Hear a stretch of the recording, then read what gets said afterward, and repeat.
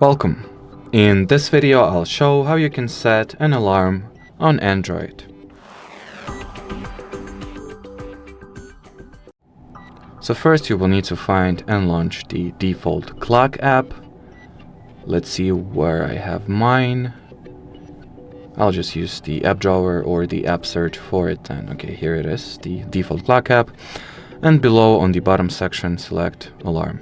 Now, press the plus button, select the time for your alarm to ring at, and then press OK. And that's how you set an alarm on Android. You can also quickly access the alarm section without having to actually explicitly and manually looking for a clock app by tapping at the clock widget on your home screen, or on some devices you can also tap on the time on the notification panel, like here somewhere, and it will also open the clock app. As you can clearly see, all that is left to do for you is to select the alarm section at the bottom and just repeat the steps necessary for setting an alarm clock.